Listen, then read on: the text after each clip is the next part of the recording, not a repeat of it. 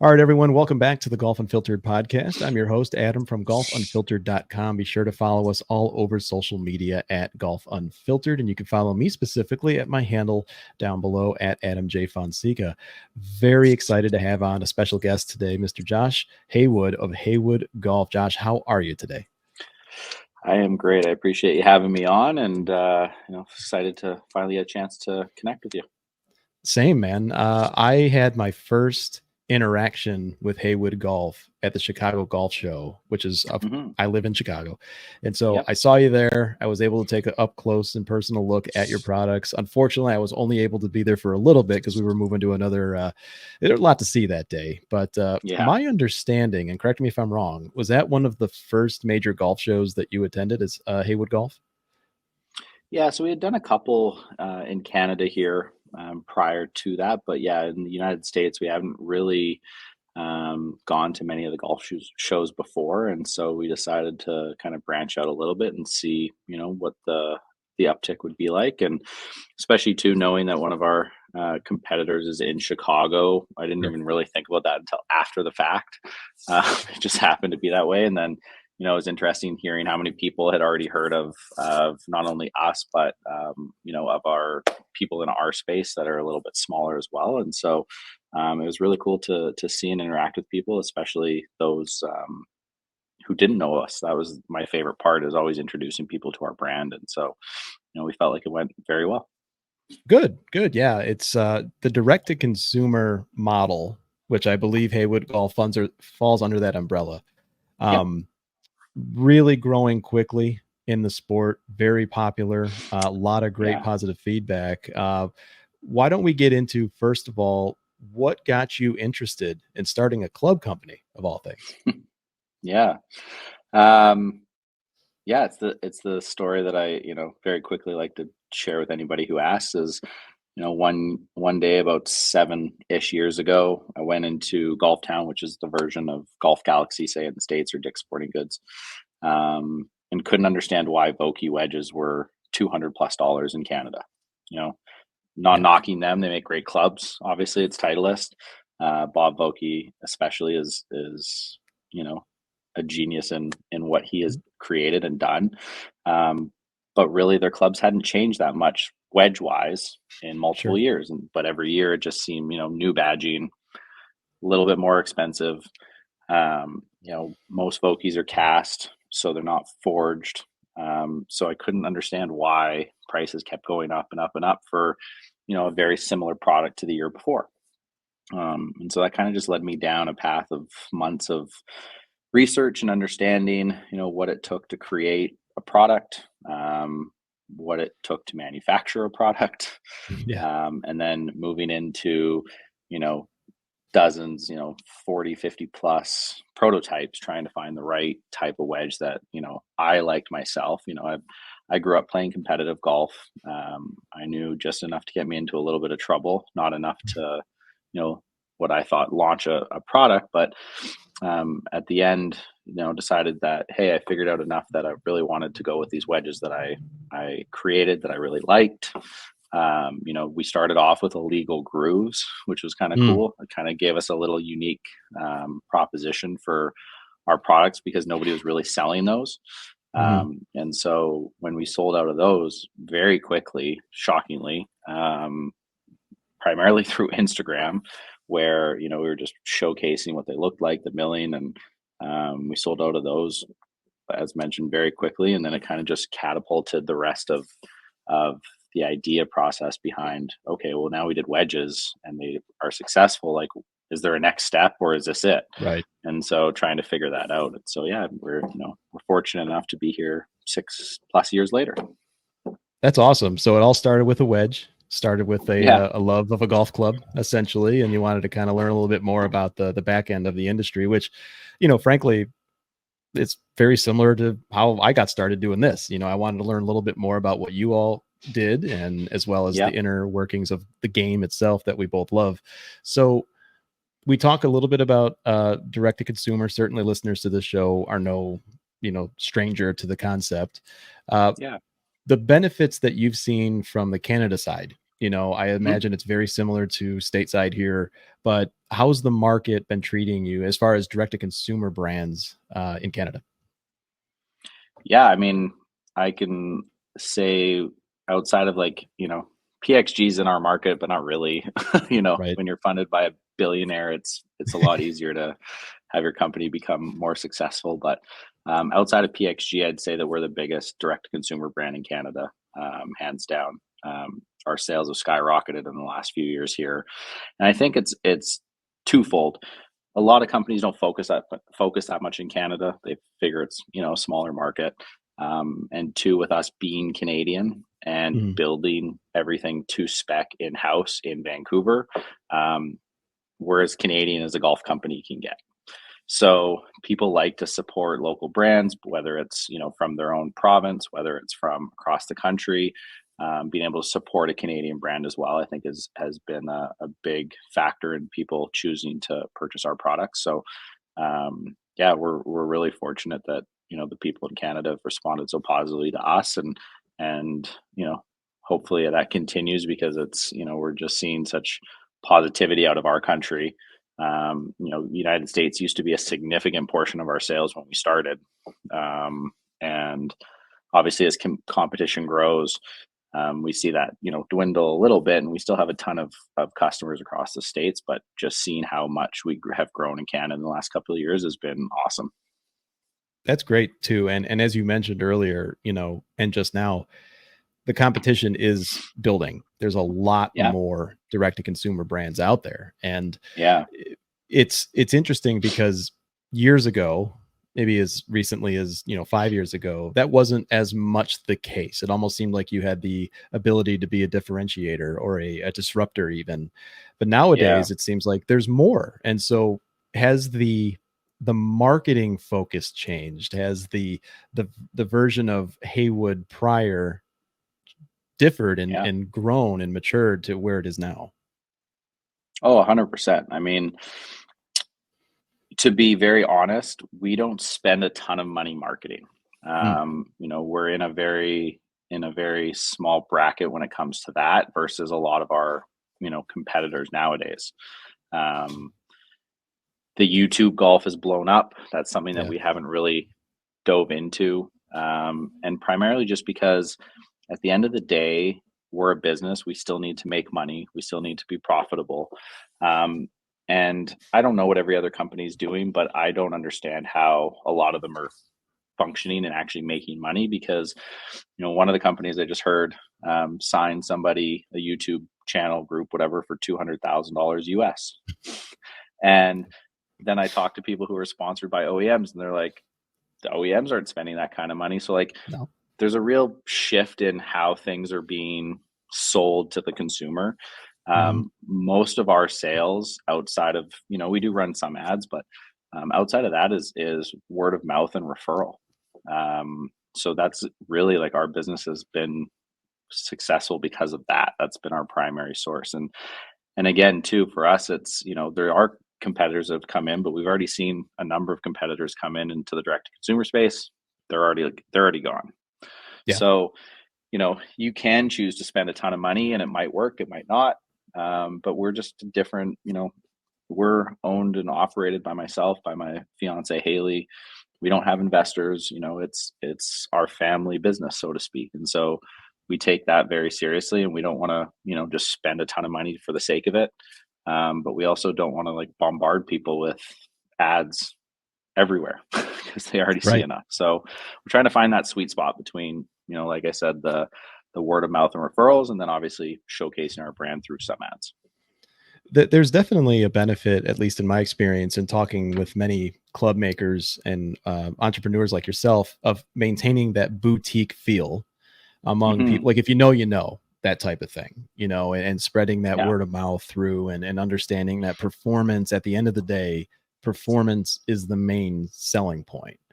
yeah, And you had mentioned that the YouTube golfers of the world have definitely taken over. I'm still trying to keep up with yeah. these kids, and I'm like, I'm in my 40s, and I don't know what I'm going to do. But it's interesting because along with that, people's knowledge base on how golf Hmm. clubs are made has also matured. And For I see sure. that you're sitting in a shop. You've got all the shafts on the wall for our YouTube viewers. You can see the same. So, Yep. what level of, I guess this is one of the big questions. What level of customization does Haywood Golf have in designing new products? Hmm. So, sorry, and just to clarify, so when you say like designing new products, meaning like the creation of products or Yes. the customization for the customers to purchase products? Good clarifying question. I would mean more from what's available from the Haywood side. And obviously there's the Yeah. customization that any golfers can speak to you about, I'd imagine. But when Yeah. you put a new product out there for people to see, like on your website, for example, Yeah. how do you work with your manufacturers to make that happen? So we're a little bit different. There's a couple of direct consumer brands that create their own products. Mhm. We're one of those. So um, when we first started, we weren't. When we first started, money was limited. It wasn't like we had a ton of money just to throw at new tooling and hiring designers and engineers and all that kind of stuff. So when we first started, our first set of wedges, the non-conforming ones, were open source tooling. And so for the average Sure. person who doesn't know what that means, it means that you can pick a golf club out of a selection of a catalog, and you can change it a little bit to the design factors of what you want. Um, and then our first line of irons was like that. So our signature irons were also open source tooling. Since then, every product that we've released has been designed, engineered by a contractor Mhm. of Haywood Golf. So nothing that we use anymore is open source tooling. Everything that we have is our own tooling specific to us. And so that's the same as what the OEMs do. There's a couple of other direct to consumer brands that do that as well, Mhm. but the majority of them are pushing open source tooling, even as they grow, excel, because that's what their business model is based off of. They couldn't, justify the creation of the tooling. So um, that's one side. So yeah, so my famous line that I always use is, I know exactly how I want a product to look, feel, sound, perform. Mm. I don't know how to do that myself because I'm not an engineer. I'm not a designer. So I hire people who are much smarter than me in that area. Um, Everyone that we have worked with has worked for a large OEM in the past, be it full-time employee, be it a contractor. And so we hire those people to create the design of what I'm trying to achieve. So like our new our new SV2 and PD1 irons, same concept. I knew exactly how I wanted them to look. Mm. I know exactly how I wanted them to feel, sound.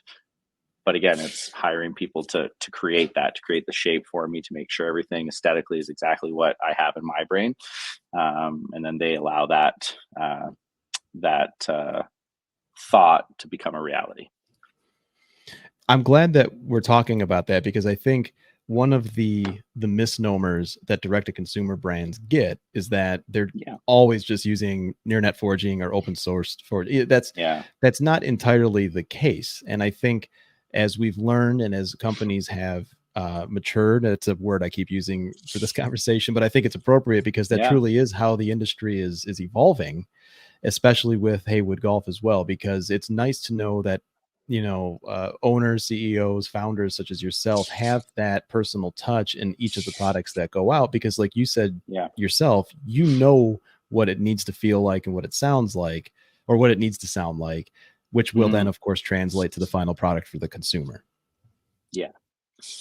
Yeah, and I think there's so many different business models, like, especially in golf, I find, like, direct to consumer and other industries can be very similar. Um, Golf, there's such a differential between brands in terms of not only how products are created, but how they're marketed. Yep. Some brands have millions of dollars behind them. Some brands don't. So Right. um, every person's situation, every person who starts a company, their situation is different from the other. So you can't fault one way or another. But I definitely, I think one of the, like you said, one of the biggest unknowns is people do assume that, we don't spend any time designing our own products. We just pick them from a catalog and throw our name on it. And that's not the case. Of course, like I said, when I started, 100%, because I didn't have tens of thousands of dollars, 40, 50K just to throw at new tooling when you start up.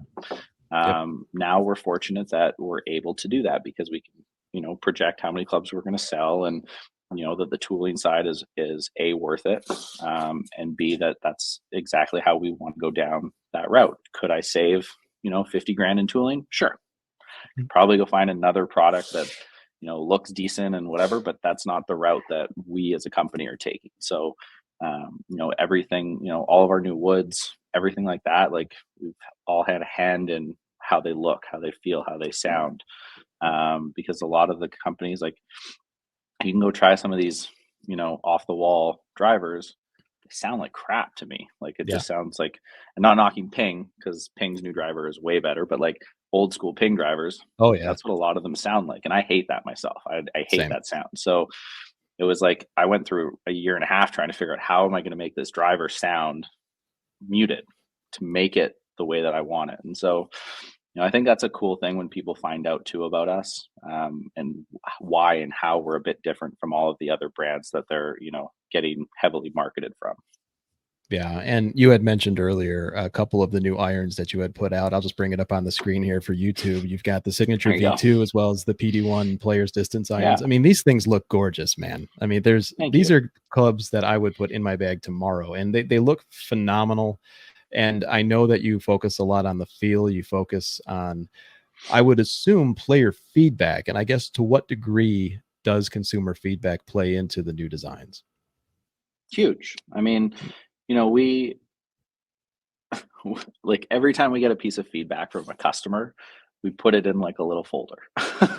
Nice. And so what that does is it allows us to say, like, it's the same with like R5 and 3.5 and 7 woods. It was like when we started designing a driver in 3 wood, we were like, okay, cool. And then all of a sudden it was like, oh man, like, are you doing a 5 wood? Are you doing a 7 wood? Well, no, we hadn't really, like, we one day would love to, but right now that seems like it's a lot to come out with 4 new products. And then all of a sudden it was like, well, 100 people, 150 people asked about 5 woods, 100 people, 125 people asked about 7 woods. Well, once we hit a certain mark, then we take that stuff seriously, because there's enough, demand for it, especially too with the price points now. Like the driver in Canada is $799 to $950. Right. Like ours is $475. So then when you look at the woods and how that translates down too, like it's crazy. And so, that's why we decided to come out with 5 and 7 wood. It wasn't that we were on that timeline right away.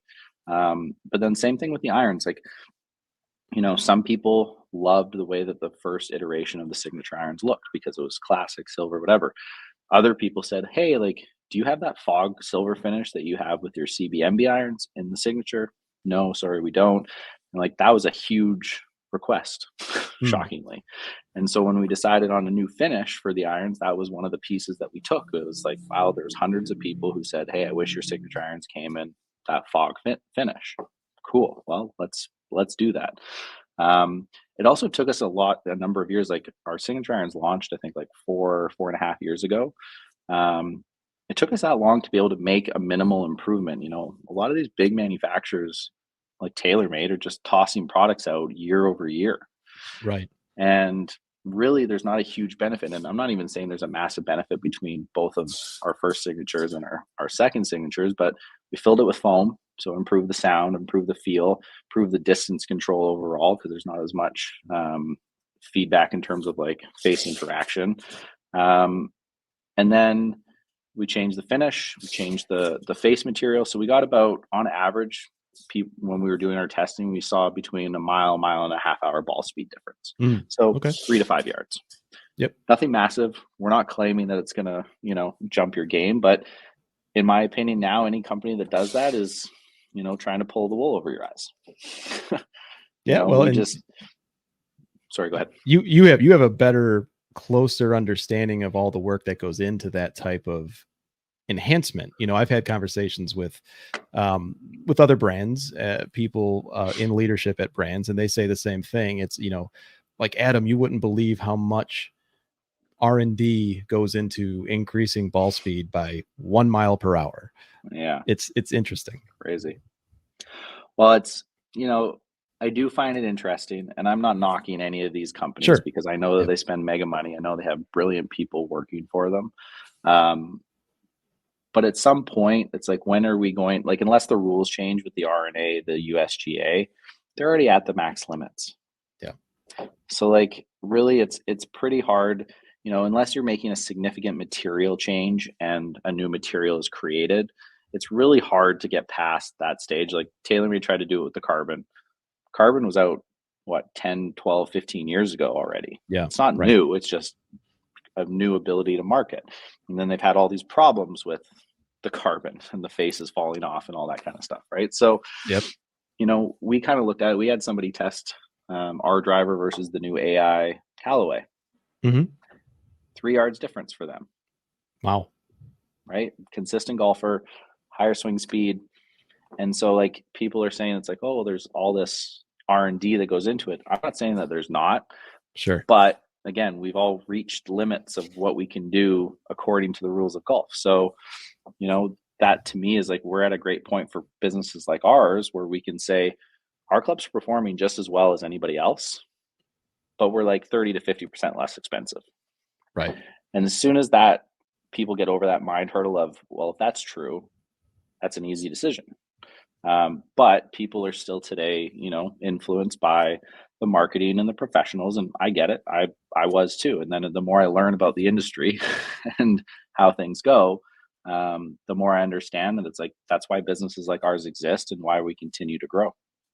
Yeah. Yeah. That's really well said. And I'm glad that you're offering that look behind the curtain, so to speak, because let's face it. I mean, I love brands like you guys because you started out as passionate players first who wanted to bring something to your probably your friends, your inner circle, the people that you know, and you wanted Yeah. to expand that to a larger consumer base. And I think what really helps with that is one, I'm a big fan of, the small business entrepreneurial spirit that goes into this thing, but also I'm a huge fan of people that know there's a difference between ROI and flashiness, and you know where to spend the money, if I may say. So Yeah. it's a matter of, are you Yeah. going to make something that people enjoy playing versus something that is marketed to them that says this should make you better?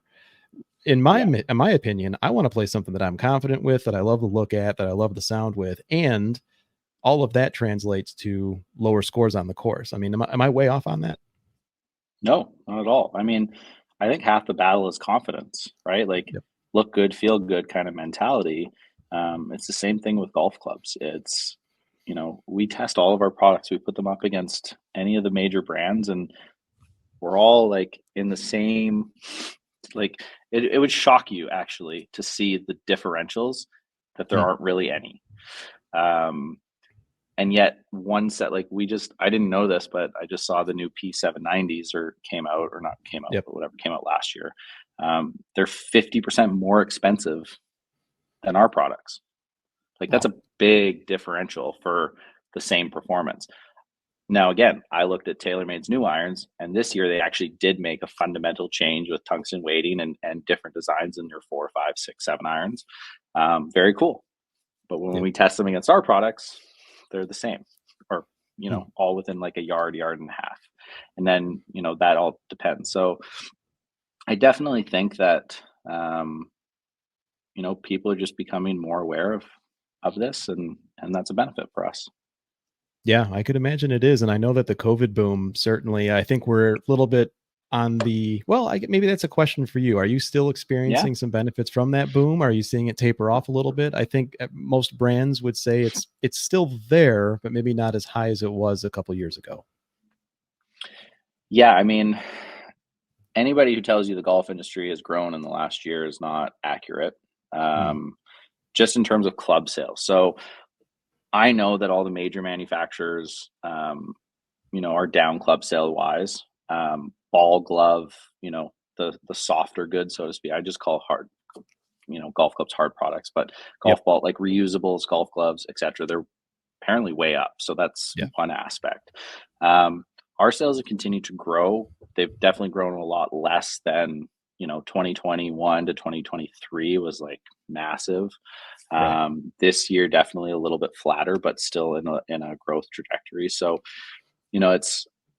it's definitely not COVID, and in terms of that. But I also think too that more people are golfing now, and I think that over time, it'll probably slow down the next year or two, and then we'll probably see another spike because it's not like people are buying golf clubs every year. New golfers that the millions of people that took up golf over COVID probably bought a used set, probably bought Yep. a completed box set of 12, 14 clubs, whatever, and as they get into further into golf, get a little bit better, feel a little bit more confident, that's when they start reaching out to the other brands. And so I kind of expect to see the next 12, 24, 36 months being, a much larger, faster pace than say just 2024 itself.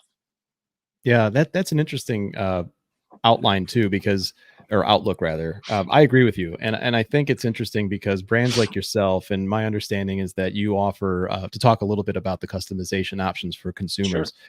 You partner with all the major shaft grips, those specifications that go into each of the irons that we can order. You work with all the big name brands, and so it's a matter of getting Yeah. golfers tuned in to what they're accustomed to, if they're knowledgeable of that specification for themselves, or Yep. for a brand new golfer and they want some ideas on what would perform best, you can offer that as well. Yeah, for sure. And I mean, that's one of the biggest differences that we try to project across to, people looking at our brand versus others. We're not going to be the least expensive in the direct to consumer brand. We're not trying to compete on price.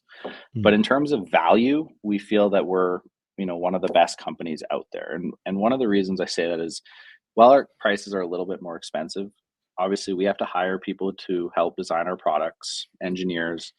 We have to get tooling, which is a lot of money. And so, all of these factors come into that play. But one of the biggest differentials for us versus a lot of the direct to consumer brands is that like we custom build everything here in Vancouver. Mhm. We do have a builder who works with us in Northern Ireland that helps take care of our UK, EU sales.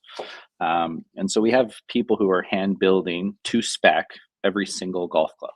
So a lot of Wow. these manufacturers are drop shipping pre-made sets from Hong Kong, Taiwan, wherever.